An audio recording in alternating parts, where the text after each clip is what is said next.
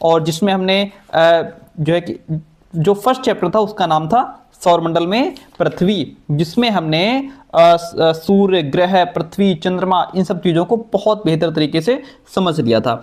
आप पेन और कॉपी लेके बैठिए, पॉइंट्स नोट करते चलिए। बहुत इंपॉर्टेंट चैप्टर है ये ग्लोब वाला। अक्षांश पढ़ेंगे, देशांतर पढ़ेंगे, रेखाएं पढ़ेंगे हम लोग इसमें, ठीक है। चलिए, तो हमारी पृथ्वी जो है वो गोलाकार नहीं है, आपको पता है, पिछले क्लास में पढ़ चुके हैं। यह उत्तर एवं दक्षिण ध्रुवों पर थोड़ी चपटी और बीच में थोड़ी उभरी हुई है, ऐसा हमें पता है। यहाँ पे आप एक फोटो देख पा रहे होंगे, एक पिक्चर देख पा रहे होंगे। ये क्या है प्यारे दोस्तों? यह ग्लोब है। क्या है? ग्लोब है।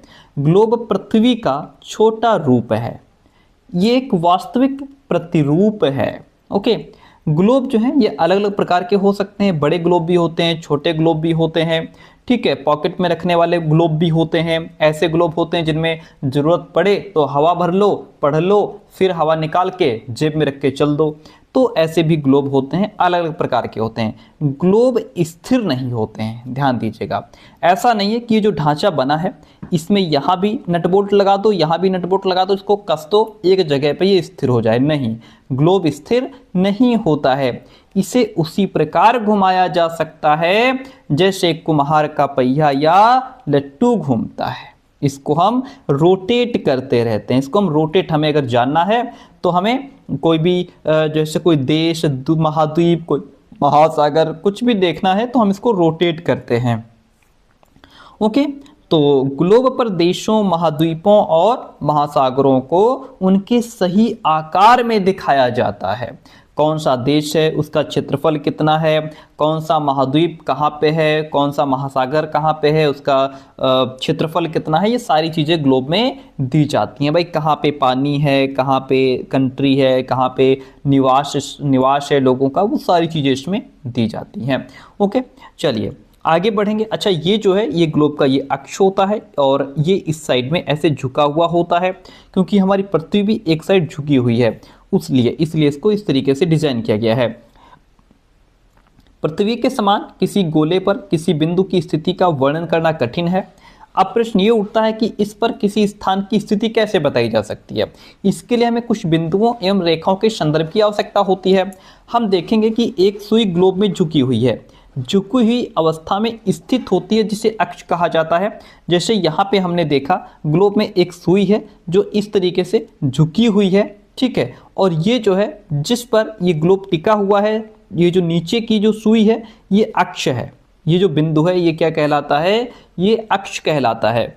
ओके, झुकी हुई अवस्था में स्थित होता है जिसे अक्ष कहा जाता है।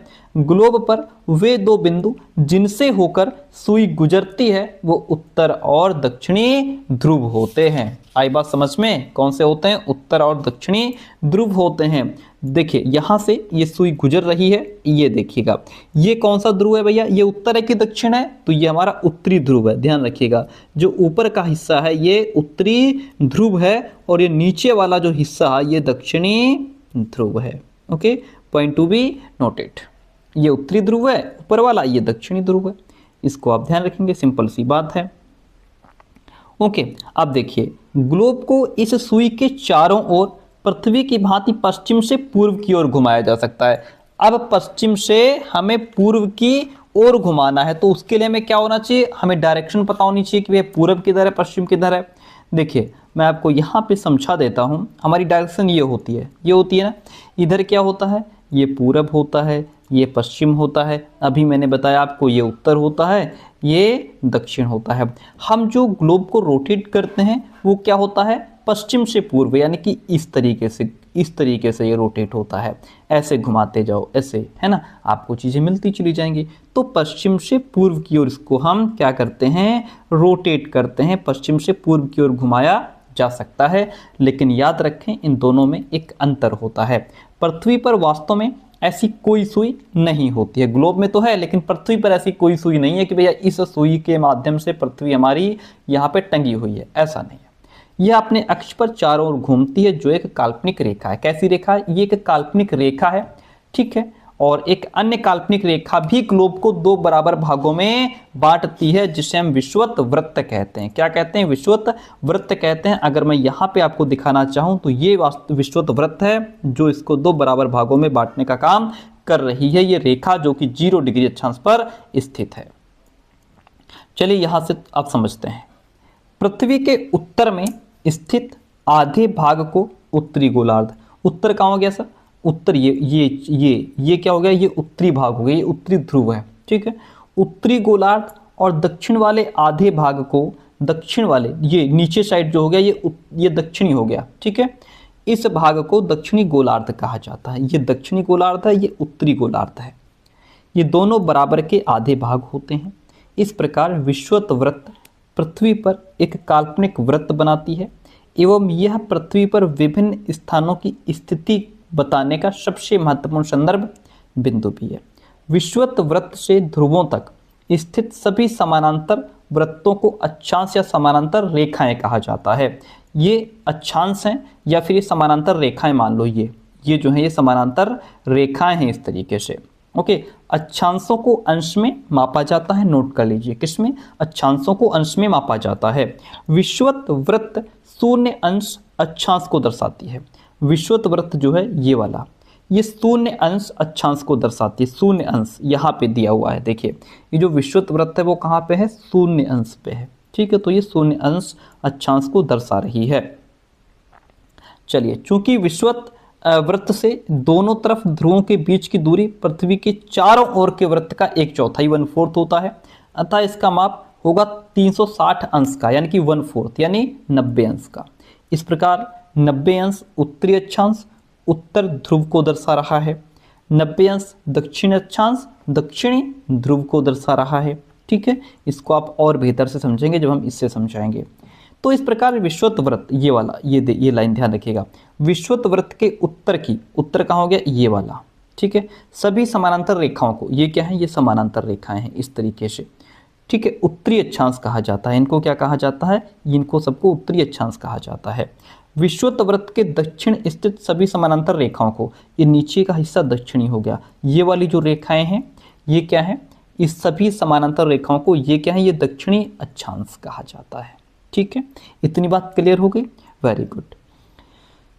इसलिए प्रत्येक अक्षांश के मान के साथ उसकी दिशा यानी उत्तर या दक्षिण को भी लिखा जाता है कि इसकी डायरेक्शन क्या है।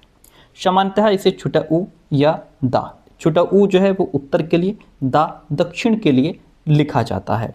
उदाहरण के लिए महाराष्ट्र में चंद्रपुर एवं ब्राजील, दक्षिण अमेरिका में बेलो होरिजोंटे दोनों एक ही अक्षांश 20 अंश पर स्थित हैं, लेकिन चंद्रपुर विषुवत वृत्त के 20 अंश उत्तर में एवं बेलो होरिजोंटे विषुवत वृत्त के 20 अंश दक्षिण में स्थित है।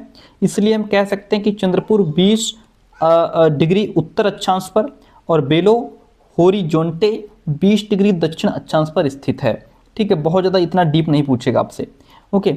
जैसे जैसे हम विषुवत वृत्त से दूर जाते हैं अक्षांशों का आकार घटता जाता है। अब इस लाइन को समझिए, क्या कह रहा है ये लाइन? जैसे जैसे हम विषुवत वृत्त से दूर जाते हैं, जैसे ये विषुवत वृत्त है, हम इससे दूर जा रहे हैं, मान लीजिए हम उत्तर की तरफ जा रहे हैं, तो जैसे जैसे हम यहाँ से दूर जाएंगे तो इनका आकार जो है वो घटता चला जाएगा। भाई इसका आकार यहाँ पे जितना था, क्या वो ये वाला आकार है? नहीं है। और जो ये वाला है, क्या वो ये वाला है? नहीं है। क्या हो गया? ये इस तरीके से अब घटता चला जाएगा, जितना आगे बढ़ेंगे घटता चला जाएगा, ओके। अब वही हाल यहाँ पे है, ये विषुवत वृत्त है। अगर हम दक्षिणी ध्रुव की तरफ आएंगे, दक्षिण में आएंगे, तो विषुवत वृत्त से दूर जाने पर, चाहे वो उत्तर हो या दक्षिण हो, इधर आएंगे तो इसका आकार क्या है? ये घटता चला जाता है। ये देखिए ये आकार यहाँ पे, जो यहाँ पे वो यहाँ पे नहीं है, यहाँ पे आके घट गया, ठीक है। ये पॉइंट कह रहा है ये क्या है? हमारा महत्वपूर्ण अक्षांश एवं ताप कटिबंध यहाँ पे हम डिस्कस करेंगे, बहुत इंपॉर्टेंट यहाँ पे पिक्चर दी हुई है। महत्वपूर्ण अक्षांश या समानांतर रेखाओं की बात करेंगे।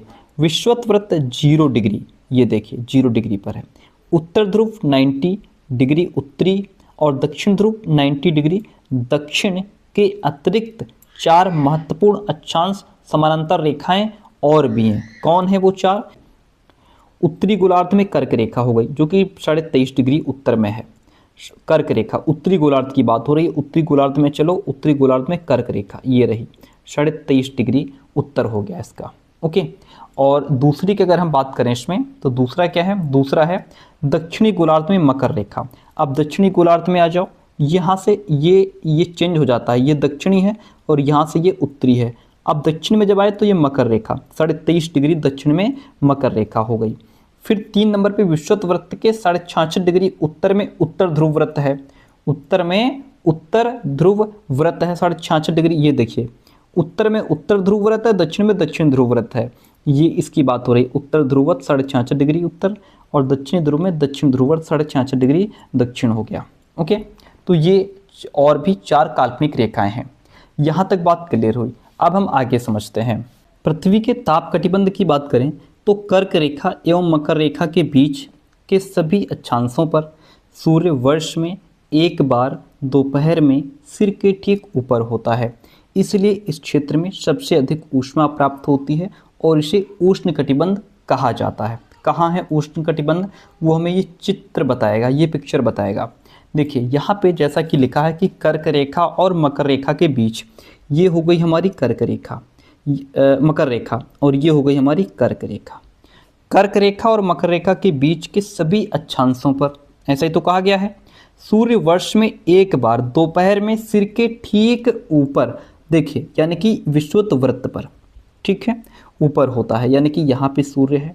ओके, अब यहाँ से जब इसका प्रकाश पड़ेगा तो डायरेक्ट यहाँ पे पड़ेगा, सीधा प्रकाश कहाँ पे आएगा, विषुवत वृत्त पर, ठीक है। और यहाँ पे क्या होता है, क्या जैसा कहा गया है कि यहाँ पे इस क्षेत्र में सबसे अधिक ऊष्मा प्राप्त होती है। कैसे प्राप्त होती है, क्योंकि भाई सीधा प्रकाश पड़ रहा है। बाकी बाद में जो लाइट पड़ेगी वो तो ऐसे ऐसे पड़ेगी ना, सूर्य की लाइट, यहाँ पे डायरेक्ट सीधे पड़ रही है, तो जाहिर सी बात है जहाँ ज़्यादा लाइट पड़ रही है वहाँ ऊष्मा भी अधिक प्राप्त होगी, गर्मी ज़्यादा होगी, तो उसे उष्ण कटिबंध क्षेत्र कहा गया। ओके, ये बात हो गई, इस बात को ध्यान रखिएगा। कर्क रेखा और मकर रेखा के बीच के सभी अक्षांशों पर क्या होता है कि पूरे साल में एक बार दोपहर में सिर के बिल्कुल ठीक ऊपर जो है कि सूर्य का प्रकाश आ जाता है। अब इस पॉइंट को आगे पढ़िए। कर्क रेखा और मकर रेखा के बाद किसी भी अक्षांश पर दोपहर का सूर्य कभी भी सिर के ऊपर नहीं होता। नोट कर लीजिए, ध्रुव की तरफ सूर्य की किरणें तिरछी होती हैं। जैसे इसमें हमारा जो उत्तरी ध्रुव है या दक्षिणी ध्रुव है, उनकी तरफ उसकी किरणें, जैसा मैंने अभी बताया आपको, तिरछी होती हैं। इस प्रकार उत्तरी गोलार्ध में कर्क रेखा और उत्तर ध्रुव वृत्त तथा दक्षिणी गोलार्ध में मकर रेखा एवं दक्षिणी ध्रुव वृत्त के बीच वाले क्षेत्र का तापमान मध्यम रहता है, इसलिए इन्हें शीतोष्ण कटिबंध कहा जाता है। शीतोष्ण कटिबंध कहा जाता है। बात किसकी हो रही है, इसको समझिए। कह रहा है कि ये कह रहा है पॉइंट कि पहली बात तो कर्क रेखा और मकर रेखा के बाद किसी भी अक्षांश पर दोपहर का सूर्य कभी भी सिर के ऊपर नहीं होता, ठीक है। ध्रुव की तरफ क्या होता है कि सूर्य की जो किरणें होती हैं वो तिरछी होती हैं। कैसे, ये सूर्य है हमारा, यहाँ पे इसकी लाइट सीधी पड़ रही है और यहाँ तक आते आते लाइट बिल्कुल तिरछी हो जाएगी यहाँ तक। ये क्या है, ये है हमारा ध्रुव, ये दक्षिणी ध्रुव है, ये उत्तरी ध्रुव है ना ध्रुव। तो ध्रुव की तरफ क्या होता है कि सूर्य की जो किरणें हैं वो क्या हो गई, वो तिरछी हो गई। तो इस प्रकार जो उत्तरी गोलार्ध है हमारा, ये वाला उत्तरी गोलार्ध में कर्क रेखा, जैसा पॉइंट लिखा था, कर्क रेखा और उत्तर ध्रुव वृत्त, ये वाला, ये उत्तर ध्रुव वृत्त, ये कर्क रेखा और ये उत्तर ध्रुव वृत्त। और फिर दक्षिण में जैसा कह रहा था कि दक्षिण गोलार्ध में मकर रेखा, ये मकर रेखा हो गई, ठीक है, ये मकर रेखा, और दक्षिण ध्रुव वृत्त, ये दक्षिण ध्रुव वृत्त हो गया, ठीक है। इनके बीच वाला क्षेत्र, इनके बीच वाला क्षेत्र कौन सा, ये वाला क्षेत्र, ये इनके बीच वाला क्षेत्र हो गया। पॉइंट को समझिए, इनके बीच वाले क्षेत्र का तापमान मध्यम रहता है, यही तो लिखा था, मध्यम रहता है, इसलिए इन्हें शीतोष्ण कटिबंध कहा जाता है। ये उत्तरी शीतोष्ण कटिबंध हो गया, ये दक्षिणी शीतोष्ण कटिबंध हो गया। प्यारे दोस्तों, यहाँ पे पॉइंट ये कह रहा है कि जैसे जो सूर्य है, इसकी जो लाइट होती है वो क्या होता है, इसकी लाइट है जो हमारे ध्रुव हैं, चाहे वो उत्तरी ध्रुव हो या दक्षिण ध्रुव है, यहाँ पे सूर्य का जो प्रकाश है उसकी जो किरणें हैं वो तिरछी हो जाती हैं। किरणें तिरछी होने पर जो है कि प्रकाश में उतना तेज प्रकाश नहीं होता, उसमें उतनी ऊष्मा उससे प्राप्त नहीं हो पाती, जिस वजह से यहाँ पे जो ये प्रकाश हल्का हल्का पड़ रहा है, इससे यहाँ पे थोड़ा मौसम ठंडा रहता है। तो इसको दक्षिण शीतोष्ण कटिबंध क्षेत्र कहा गया है। यहाँ पे लाइट हल्की पड़ रही है, ऊष्मा कम प्राप्त हो पा रही है, जिस वजह से क्या हो गया, यहाँ पे मौसम ठंडा रहता है। इस वाले क्षेत्र में क्या है, इस वाले क्षेत्र में मौसम ठंडा रहता है, इसलिए इसको दक्षिण शीतोष्ण कटिबंध और उत्तर शीतोष्ण कटिबंध कहा गया है। ठीक है, और फिर इसके बाद अगर आगे बढ़े हम, तो उत्तरी गोलार्ध में अगर हम बात करें, उत्तरी गोलार्ध में उत्तर ध्रुव हो गया, ये वाला उत्तर ध्रुव व्रत हो गया, जैसे ये वाला है, ये लिखा उत्तर ध्रुव व्रत। और उत्तरी ध्रुव, उत्तर ध्रुव व्रत और उत्तरी ध्रुव और दक्षिणी गोलार्ध में अगर आ जाएं, तो दक्षिणी गोलार्ध में दक्षिण ध्रुव और दक्षिण ध्रुव व्रत, इनके बीच के क्षेत्र में ठंड बहुत होती है। ये वाला क्षेत्र अब आ गया। अब हम इस क्षेत्र की बात कर रहे हैं, इस वाले क्षेत्र की, ये वाला क्षेत्र, ये पहले हम इसकी बात कर रहे थे, इसकी बात कर रहे थे, लेकिन अब हम इसकी और इसकी बात कर रहे हैं। ये कौन सा क्षेत्र है, ये उत्तर ध्रुव और उत्तर ध्रुव व्रत के बीच का क्षेत्र है। ये दक्षिण ध्रुव और दक्षिण ध्रुव क्षेत्र, दक्षिण ध्रुव व्रत के बीच का क्षेत्र है। यहाँ पे ठंड बहुत होती है, क्योंकि यहाँ पे सूर्य की रोशनी बहुत कम पड़ पाती है। भाई फिर हम एग्जाम्पल दें आपको, यहाँ पे रखिए सूर्य को, यहाँ से लाइट मारिए, ठीक है, तो यहाँ पे जब हम जैसे जहाँ पे हम टार्च का फोकस मारते हैं, तो जहाँ पे सीधा फोकस जाता है, जाहिर सी बात है वहाँ पे बहुत तेज लाइट लगती है। हालांकि उजाला तो साइड में भी होता है, लेकिन उतना दमदार नहीं होता। तो यहाँ तक आते आते, जैसे ये तो गर्मी का क्षेत्र हो गया, यहाँ पे डायरेक्ट इसकी लाइटें पड़ रही हैं। जब इधर लाइटें आ रही हैं, इधर सूर्य की किरणें आ रही हैं, तो यहाँ पे क्या हो गया, ये यहाँ तक आते आते सूर्य की किरणें हल्की हो गई, जिस वजह से यहाँ पे मौसम मध्यम हो गया, ना बहुत ठंडा हो गया ना बहुत गर्म हो गया। यहाँ तक ना बहुत ठंडा है ना गर्म है, मध्यम है। लेकिन जब ये लाइटें यहाँ तक पहुँचती हैं, तो बहुत ज़्यादा हल्की हो जाती हैं, ऊष्मा मिल ही नहीं पाती यहाँ पे आकर के। तो ये वाला जो क्षेत्र है, ये वाला उत्तरी शीत कटिबंध वाला जो क्षेत्र है, ये बहुत ज़्यादा ठंडा हो जाता है, यहाँ पे बहुत ज़्यादा ठंड हो जाती है, क्योंकि यहाँ जो सूर्य है वो क्षितिज से ज़्यादा ऊपर नहीं आ पाता है, इसलिए इसको शीत कटिबंध कहा गया है। प्यारे दोस्तों, क्या कहा गया है, इसको शीत कटिबंध कहा गया है। ओके, इतनी बात क्लियर हो गई, वेरी गुड। आगे बढ़ते हैं, अब बहुत टाइम चला गया यहाँ पे। तो यहाँ पे ये पॉइंट को आप समझ गए, जो हम समझा रहे थे वही लिखा है कि ध्रुव की तरफ सूर्य की किरणें तिरछी होती जाती हैं। इस प्रकार उत्तरी गोलार्ध में कर्क रेखा और उत्तर ध्रुव व्रत, दक्षिणी गोलार्ध में मकर रेखा एवं दक्षिण ध्रुव व्रत के बीच वाले क्षेत्र का तापमान मध्यम रहता है, इसलिए इन्हें शीतोष्ण कटिबंध कहा जाता है। फिर हमने जो अगला स्टेप बताया, उत्तरी गोलार्ध में उत्तर ध्रुव व्रत एवं उत्तरी ध्रुव तथा दक्षिणी गोलार्ध में दक्षिण ध्रुव व्रत एवं दक्षिणी ध्रुव के बीच के क्षेत्र में ठंड बहुत होती है, क्योंकि यहाँ सूर्य क्षितिज से ज़्यादा ऊपर नहीं आ पाता, इसलिए ये शीत कटिबंध हो गया। ओके, यहाँ तक बात क्लियर हो गई। अभी जो ध्रुव व्रत हैं, जैसे उत्तरी गोलार्ध में उत्तर ध्रुव व्रत और उत्तरी ध्रुव, तो इन दोनों को बीच में साफ साफ लिखा है, आप यहाँ पे देख लीजिएगा। ये उत्तर ध्रुव और उत्तरी ध्रुव व्रत हो गया, इसके बीच के क्षेत्र की बात हो रही है। दक्षिणी में दक्षिण ध्रुव और दक्षिण ध्रुव व्रत, इसके बीच की बात हो रही है। और जहाँ कर्क रेखा मकर रेखा की बात हो रही है, तो ये कर्क रेखा और ये उत्तर ध्रुव व्रत के बीच की बात हो रही है। ये मकर रेखा और ये दक्षिण ध्रुव व्रत के बीच की बात हो रही है। इस तरीके से आप इसको समझ लेना।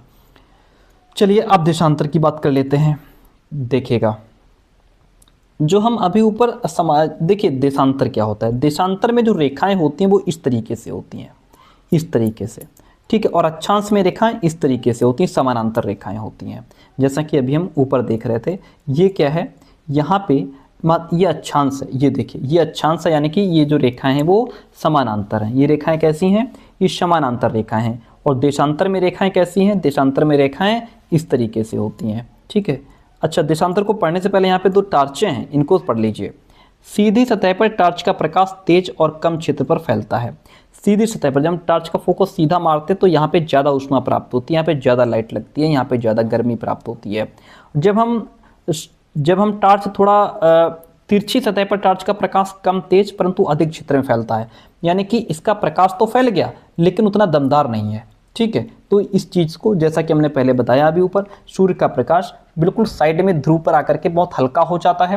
प्रकाश तो रहता है लेकिन उसमें दम नहीं रहती, वो इतना गर्म नहीं कर पाता, उससे उसमें उतनी ऊष्मा प्राप्त नहीं हो पाती है। पॉइंट कहता है किसी स्थान की स्थिति को बताने के लिए उस स्थान के अक्षांश के अतिरिक्त कुछ और जानकारियों की आवश्यकता भी होती है। अब जैसे कि प्रशांत महासागर में स्थित टोंगा द्वीप, टोंगा द्वीप कहाँ है भैया, लिख लीजिए। टोंगा द्वीप जो है वो प्रशांत महासागर में स्थित है। हिंद महासागर में स्थित मॉरिशस द्वीप, मॉरिशस द्वीप कहाँ है, महासागर, हिंद महासागर में स्थित है। एक ही अक्षांश 20 डिग्री दक्षिण पर स्थित हैं। उनकी सही स्थिति जानने के लिए ये पता करना होगा कि उत्तर ध्रुव को दक्षिण ध्रुव से जोड़ने वाली संदर्भ रेखा से पूर्व या पश्चिम की ओर इन स्थानों की दूरी कितनी है। इन संदर्भ रेखाओं को देशांतरीय याम्योत्तर कहते हैं और उनके बीच की दूरी को देशांतर के अंशों में मापा जाता है। प्रत्येक अंश को मिनट में और मिनट को सेकंड में विभाजित किया जाता है। जो अंश होते हैं, अंश को मिनट में और मिनट को सेकंड्स में डिवाइड कर दिया जाता है। ओके, नोट करते चलिए। ये अर्धवृत्त हैं और इनके बीच की दूरी ध्रुवों की तरफ बढ़ने पर घटती जाती है। जैसा कि हमने ऊपर बताया था, जब हम ध्रुवों की तरफ बढ़ेंगे तो जैसे ये प्रमुख यामोत्तर है, यहाँ से जब हम इधर को बढ़ेंगे, ठीक है, तो इनकी दूरी घटती चली जाएगी। क्या होगा, दूरी घटती चली जाएगी, बढ़ने पर घटती जाती है, ध्रुवों पर शून्य हो जाती है। जब हम यहाँ पे पहुँचेंगे तो दूरी क्या हो जाएगी, शून्य हो जाएगी। ठीक है, जहाँ सभी देशांतरीय याम्योत्तर आपस में मिलती हैं। जितनी भी देशांतरीय याम्योत्तर हैं वो यहाँ पे आकर के क्या हैं, एक ही पॉइंट पे सभी रेखाएं मिल रही हैं। किस पर, एक ही पॉइंट पर सभी रेखाएं आकर के यहाँ मिल जाती हैं। ओके, यही बात यहाँ पे कह रहा है ये। अक्षांश यानी कि समानांतर रेखाओं से भिन्न सभी देशांतरीय याम्योत्तरों की लंबाई समान होती है, इसलिए इन्हें सिर्फ मुख्य संख्याओं में व्यक्त करना कठिन था।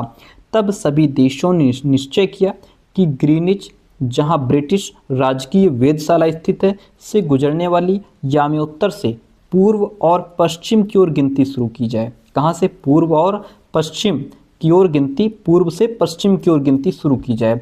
इस याम्योत्तर को प्रमुख याम्योत्तर कहते हैं। ये प्रमुख याम्योत्तर की ये वाली रेखा यहाँ पे प्रमुख याम्योत्तर को दर्शा रही है। इसका मान 0 डिग्री देशांतर है। ये देखिए यहाँ पे 0 डिग्री देशांतर लिखा हुआ है। यहाँ से हम 180 डिग्री पूर्व या 180 डिग्री पश्चिम तक गणना करते हैं। कहाँ से, यहाँ से हम जाएंगे तो 180 डिग्री पूर्व की तरफ जाएंगे, यहाँ से जाएंगे तो हम 180 डिग्री पश्चिम की ओर जाएंगे। ये हम गणना करते हैं। प्रमुख याम्योत्तर और 180 डिग्री याम्योत्तर मिलकर पृथ्वी को दो समान भागों, पूर्वी गोलार्ध एवं पश्चिमी गोलार्ध में विभक्त करती है। इसलिए किसी स्थान के देशांतर के आगे पूर्व के लिए अक्षर पू, पश्चिम के लिए अक्षर पा का उपयोग करते हैं। ये जानना इंटरेस्टेड होगा कि 180 डिग्री पूर्व और 180 डिग्री पश्चिम याम्योत्तर एक ही रेखा पर स्थित है, इस तरीके से। ठीक है, अब ग्लोब पर अक्षांश यानी कि समानांतर रेखाओं, ये जो रेखाएं हैं वो समानांतर हैं, एवं देशांतरीय याम्योत्तर, ये देशांतरीय याम्योत्तर के द्वारा बनी ग्रिड, ये जो ग्रिड है इसी को देखने के लिए कह रहा है। अगर आपको किसी स्थान के अक्षांश एवं देशांतर की सही जानकारी हो तो ग्लोब पर आप उस स्थान का पता आसानी से लगा सकते हैं। उदाहरण के तौर पर असम में धुबरी 26 डिग्री उत्तर अक्षांश एवं 90 डिग्री पूर्व देशांतर पर स्थित है। अब उस बिंदु को देखें जहां ये दोनों रेखाएं एक दूसरे को काटती हैं। ठीक है, यह बिंदु धुबरी की सही स्थिति होगा। अब आगे यहाँ पे बहुत इंपॉर्टेंट नहीं है, कुछ खास नहीं है, तो हम आगे बढ़ जाएंगे। जो चीज़ें खास हैं हमारे लिए हम उसको पढ़ेंगे। देशांतर और समय की बात कर लेते हैं। देखिए, समय को मापने का सबसे अच्छा साधन पृथ्वी, चंद्रमा और ग्रहों की गति है। इनके माध्यम से ही समय को मापा जाता है। सूर्योदय एवं सूर्यास्त प्रतिदिन होता है, रोज ही होता है भाई, ऐसा तो है नहीं कि आज हो गया कल नहीं हुआ। अतः स्वाभाविक ही है कि यह पूरे विश्व में समय निर्धारण का सबसे अच्छा साधन है ना, कि भाई यहाँ पे हमारे यहाँ तो सनसेट हो गया, वहाँ नहीं हुआ, वहाँ 1 घंटे बाद होगा, 2 घंटे बाद होगा।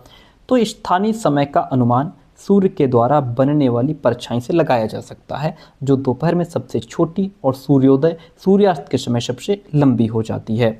ग्रीनिच पर स्थित प्रमुख याम्योत्तर पर सूर्य जिस समय आकाश के सबसे ऊंचे बिंदु पर होगा, उस समय याम्योत्तर पर स्थित सभी स्थानों पर दोपहर हो जाएगी। चूँकि देखिएगा पॉइंट अच्छा लिखा है, थोड़ा दिमाग लगेगा आपका। बहुत इंपॉर्टेंट चीज़ें, कक्षा 6 में इतनी इंपॉर्टेंट चीज़ें दी हैं, बताओ। हम लोग इधर उधर किताबों में भटकते रहते हैं, जबकि बहुत सबसे अहम किताबें यही हैं। इसीलिए हमने इसको उठाया कि अब हम इसी से आपको इसी से हम लोग अपना सीटेट क्रैक करेंगे, क्योंकि एनसीईआरटी सीटेट भी कहता है कि हम यहीं से पूछते हैं, आप भी यही पढ़िए। क्योंकि पृथ्वी पश्चिम से पूर्व की ओर, पश्चिम से इस तरीके से पूर्व की ओर चक्कर लगाती है, अतः वे स्थान जो ग्रीनिच के पूर्व में स्थित है, मान लीजिए ये ग्रीनिच है उदाहरण के तौर पर, इसके पूर्व में ये क्या है, ये पूर्व साइड है, तो वे स्थान जो ग्रीनिच के पूर्व में है उनका समय ग्रीनिच समय से आगे होगा। अभी जो समय यहाँ पे होगा, जो समय यहाँ पे होगा, इस साइड वाले जो स्थान है वहाँ समय इससे आगे होगा, और जो पश्चिम में है इस साइड में जो है उनका समय इससे पीछे होगा। अगर यहाँ 1 बज रहा है तो यहाँ 1 से ज़्यादा होगा, चाहे 1:30 बज रहा हो या 2 बज रहा हो, इसका पीछे होगा 1। अगर यहाँ 1 बज रहा है तो यहाँ 12 हो सकता है, 12:30 हो सकता है, इस तरीके से। ठीक है, चित्र 2.8 देखने के लिए कह रहा है, हम चित्र 2.8 देख लेते हैं। ये सामने आपका चित्र है। चलिए आगे बढ़ते हैं, यहाँ तक हो गया। देखिए पृथ्वी लगभग 24 घंटे में अपने अक्ष पर 360 डिग्री घूम जाती है, अर्थात वह 1 घंटे में 15 डिग्री और 4 मिनट में 1 डिग्री घूमती है। इस प्रकार जब ग्रीनिच में दोपहर के 12 बजते हैं तब ग्रीनिच से 15 डिग्री पूर्व में समय होगा 15 × 4 = 60 मिनट। ठीक है, 60 मिनट, अर्थात ग्रीनिच के समय से 1 घंटा आगे वहाँ दोपहर का 1 बजा होगा। लेकिन ग्रीनिच से 15 डिग्री पश्चिम का समय ग्रीनिच समय से 1 घंटा पीछे होगा। जैसा अभी हमने बताया था कि अगर यहाँ पे 1 बज रहा है तो यहाँ पे 12 बज रहा होगा, और अगर यहाँ पे 1 बज रहा है तो पूर्व में जाने पर यहाँ पे 2 बज जाएगा। ठीक है, यानी वहाँ सुबह के 11 बजे होंगे। इस प्रकार जब ग्रीनिच समय पर दोपहर के 12 बजे होंगे उस समय 180 डिग्री पर आधी रात हो जाएगी। किसी भी स्थान पर जब सूर्य आकाश में अपने उच्चतम बिंदु पर होता है दोपहर में, उस समय घड़ी में दिन के 12 बज जाते हैं। इस प्रकार घड़ी के द्वारा दिखाया गया समय उस स्थान का स्थानीय समय होता है। ठीक है, तो इस तरीके से आप देख सकते हैं कि दिए गए देशांतरी यामी-उत्तर पर सभी स्थानों का स्थानीय मान समान है। और हम मानक समय क्यों मानते हैं, चलिए यहाँ से समझ लीजिए चीज़ों को थोड़ा, फिर आपकी क्लास एंड हो जाएगी। देखिए समय ज़्यादा वहाँ पे लग गया उसको समझाने में। ऊपर देखिए हम मानक समय क्यों मानते हैं, अलग अलग यामी-उत्तर पर स्थित स्थानों के स्थानीय समय में अंतर होता है। उदाहरण के लिए बहुत से देशांतरों से होकर गुजरने वाली रेलगाड़ियों के लिए समय सारणी तैयार करना कठिन होगा। भारत में गुजरात के द्वारका और असम के डिब्रूगढ़ के स्थानीय मान में स्थानीय समय में लगभग 1 घंटा 45 मिनट का अंतर होगा। इसलिए यह आवश्यक है कि देश के बीच भाग से होकर गुजरने वाली किसी यामी-उत्तर के स्थानीय समय को देश का मानक समय मान लिया जाए। इस यामी-उत्तर रेखा के स्थानीय समय को पूरे देश का मानक समय माना जाता है। जैसा कि यहाँ पे आप देख पा रहे हैं, ये मानक यामी-उत्तर रेखा है। ठीक है, और इसे ही पूरे देश का मानक समय माना जाता है। भारत में 82.5 डिग्री पूर्व, ये देखिए यहाँ पे, को मानक यामी-उत्तर माना गया है। ये भारत का मानक यामी-उत्तर है। इस यामी-उत्तर के स्थानीय समय को पूरे देश का मानक समय माना जाता है। इसे भारतीय मानक समय के नाम से भी जाना जाता है। किस नाम से, भारतीय मानक समय के नाम से भी जाना जाता है। ओके, चलिए अब यहाँ पे ये बहुत इंपॉर्टेंट नहीं है। देखिए भारत ग्रीनिच के पूर्व 82 डिग्री पूर्व में स्थित है, 82:30 में स्थित है, जहाँ, और यहाँ का जो समय है वो ग्रीनिच समय से 5 घंटा 30 मिनट आगे है। यहाँ पे 82 डिग्री 30 मिनट लिखा हुआ है। इसलिए जब लंदन में दोपहर के 2 बजे होंगे तब भारत में शाम के 7:30 बजे होंगे। और कुछ देशों का देशांतरी विस्तार अधिक होता है, जिसके कारण वहाँ 1 से अधिक मानक समय अपनाए गए हैं। उदाहरण के लिए रूस में 11 मानक समयों को अपनाया गया है। ठीक है, रूस में कितने मानक समयों को अपनाया गया है, रूस में 11 मानक समयों को अपनाया गया है। पृथ्वी को 1-1 घंटे वाले 24 समय क्षेत्रों में बांटा गया है। इस प्रकार प्रत्येक समय क्षेत्र 15 डिग्री देशांतर तक के क्षेत्र को घेरने का काम करता है।